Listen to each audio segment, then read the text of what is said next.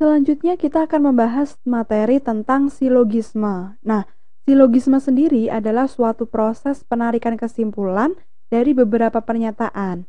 Tujuannya untuk mengukur logika dan kemampuan analisis dari seseorang. Nah, ada 4 teknik penarikan kesimpulan. Yang pertama adalah modus ponen, yang kedua modus tollens, yang ketiga silogisme, dan yang keempat adalah menggunakan diagram Venn. Nah, nantinya kita akan membreakdown satu persatu dari teknik penarikan kesimpulan. Yang pertama adalah modus ponens. Nah, modus ponens ini memiliki rumus seperti ini ya. Jadi pernyataan 1 adalah P maka Q. Jika P maka Q, kemudian pernyataan 2-nya adalah P, kesimpulannya adalah Q. Contohnya adalah pada pernyataan pertama, ini misalkan jika lapar, maka Rina makan. Nah, kemudian untuk pernyataan keduanya adalah Rina makan. Sehingga kesimpulannya adalah Rina lapar. Jadi teknik ini menggunakan teknik modus ponens. Kemudian yang kedua adalah modus tollens.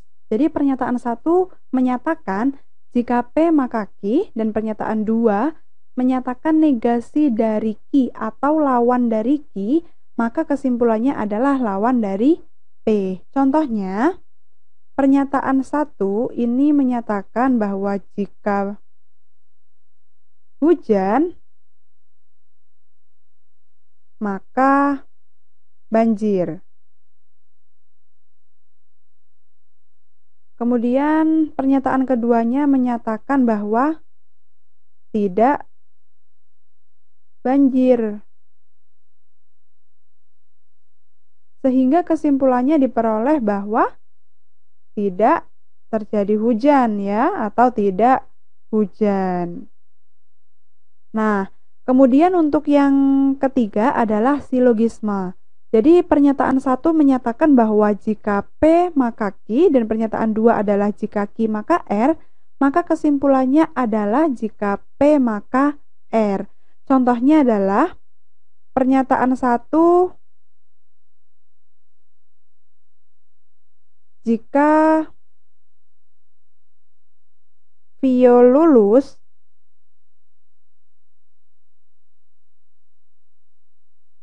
maka dia kuliah. Kemudian pernyataan yang kedua menyatakan bahwa jika Vio kuliah,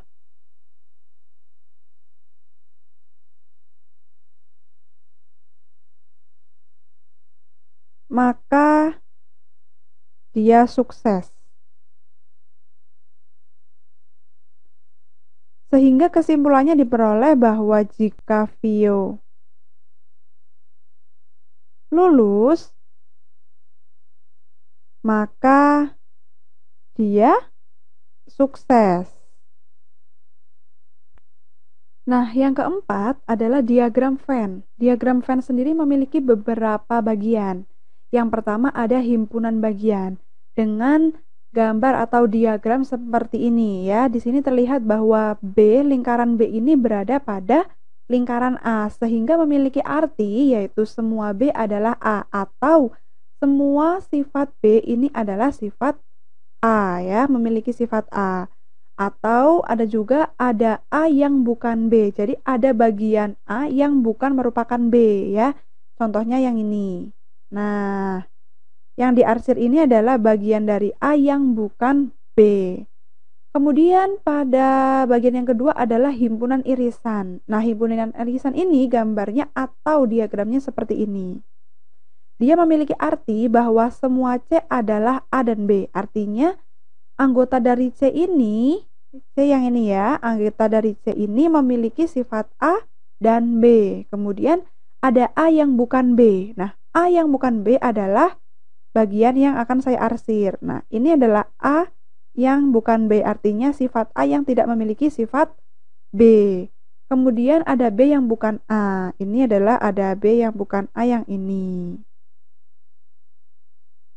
Nah, sifat yang ketiga adalah himpunan saling lepas. Artinya antara sifat di A dan sifat yang di B ini tidak memiliki hubungan satu sama lain. Jadi semua sifat A bukan sifat B atau tidak memiliki sifat B, dan semuanya sifat B ini tidak memiliki sifat A atau semua B bukan A. Nah, yang keempat adalah himpunan yang sama, artinya A sama dengan B, sehingga diagramnya seperti ini ya. Artinya semua A adalah B atau semua B adalah A. Nah, ini merupakan contoh dari dua sifat ya. Tapi tidak menutup kemungkinan juga kita terjadi tiga sifat. Misalnya ada saling lepas, di sini ada A, kemudian di sini ada B, di sini ada C, atau bisa juga di sini ada A yang sama dengan B, tapi di sini ada C ya, sehingga di sini ada irisannya AB dan C. Tidak menutup kemungkinan juga ya, nanti ada sifat yang lebih banyak pun dia maknanya sama. Nah, yang perlu kalian ingat pada soal tentang silogisme adalah semua, setiap. Jadi ketika ada pernyataan yang menyatakan semua dan setiap, ini memiliki arti tidak ada anggota yang tidak terlibat. Artinya seluruh anggotanya ini terlibat ya, tanpa terkecuali. Nah, ketika ada pernyataan yang menggunakan kata beberapa, sebagian, ada, sementara, atau mungkin semua, nah ini dia memiliki arti bahwa tidak semuanya terlibat. Paling tidak atau minimal adalah satu anggota yang terlibat dalam kejadian itu ya. Nah, untuk mengerjakan silogisme ini secara umum adalah yang pertama pahami soal, kemudian kerjakan sesuai fakta pada soal. Jangan membangun opini. Jadi ketika soalnya menyatakan apa ya, kalian jangan berdasarkan dengan opini kalian atau perasaan kalian ya. Perhatikan saja soalnya dan kerjakan apa adanya. Kemudian konsentrasi dalam menganalisis, karena kadang kita bisa bingung ya.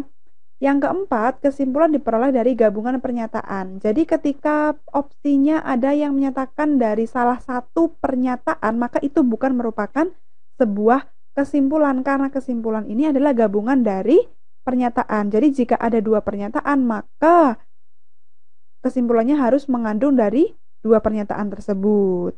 Nah, kalian jangan khawatir karena kita ketika mengerjakan silogisme ada bantuannya loh, yaitu Sokul, solusi Aptaskul. Nah, jadi solusinya yang pertama adalah teknik coret dan yang kedua adalah teknik gambar.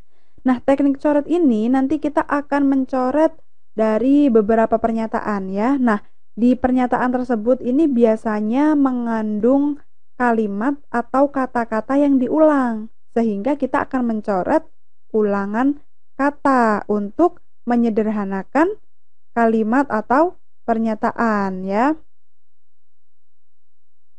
Ini ulangan kata ya.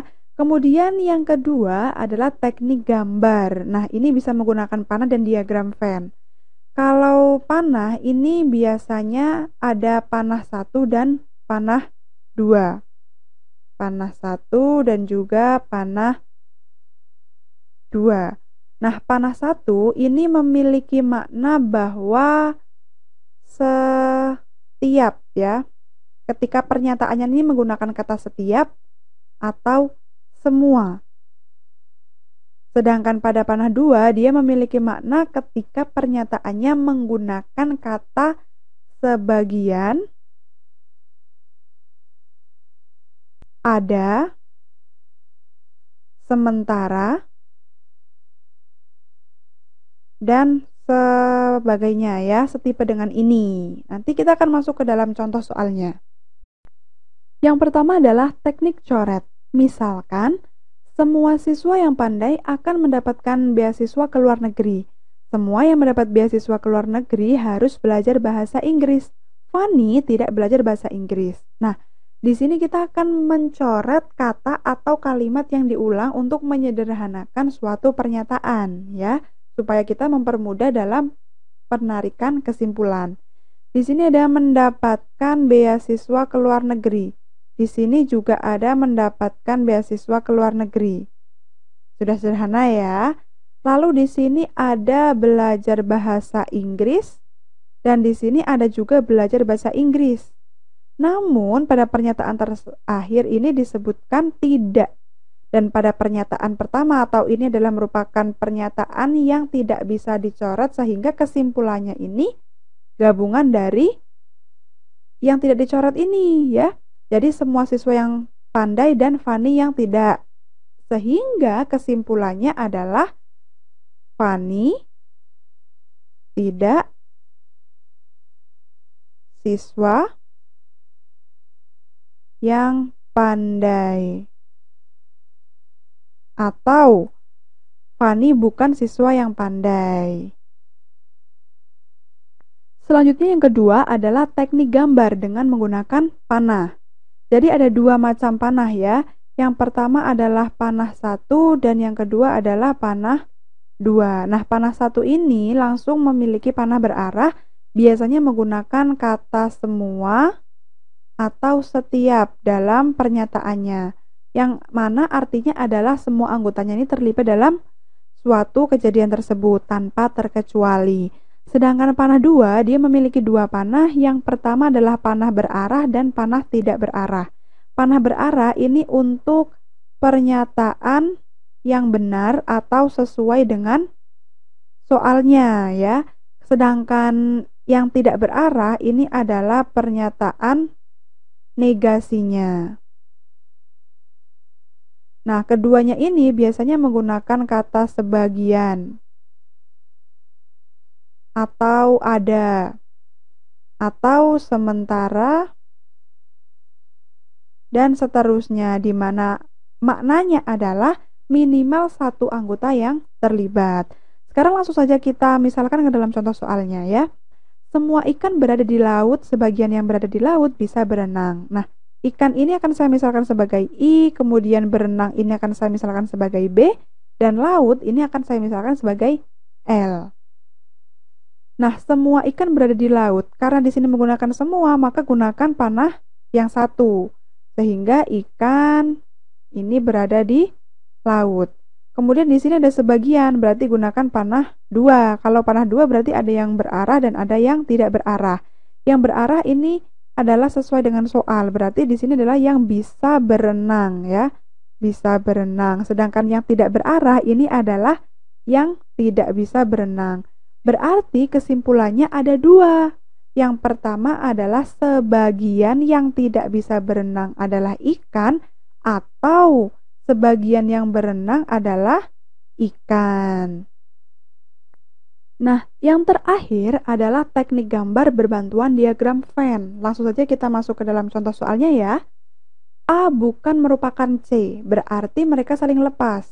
Ada A, kemudian ada C. Sebagian D adalah C. Maka gambarnya C ini akan berubah. Jadi di sini ada C, kemudian di sini ada D. Karena sebagian D-nya adalah C. Sebagian D yang bukan C adalah B. Padahal C dan D aja gambarnya seperti ini, tapi ada anggota lain yaitu B. Berarti dia akan berubah lagi gambarnya menjadi, di sini kan tadi ada C ya. Kemudian sebagian D yang bukan C adalah B, berarti C dan B mereka adalah saling lepas, tapi sama-sama di dalam D. Nah, tapi ada lagi nih terakhir, semua A, B, C adalah D. Maka dari gambar sebelumnya berganti lagi nih gambarnya menjadi A, kemudian ada B, lalu ada C. Mereka saling lepas tapi mereka sama-sama masuk ke dalam wilayahnya D. Sehingga diagram Venn-nya adalah seperti gambar yang terakhir ini. Untuk menentukan kesimpulannya nanti bergantung dengan opsi yang ada. Tinggal mengikuti saja ya. Nah, demikian nih pemaparan materi tentang silogisme. Semoga bermanfaat dan kalian paham ya. Sampai berjumpa dengan materi yang lainnya.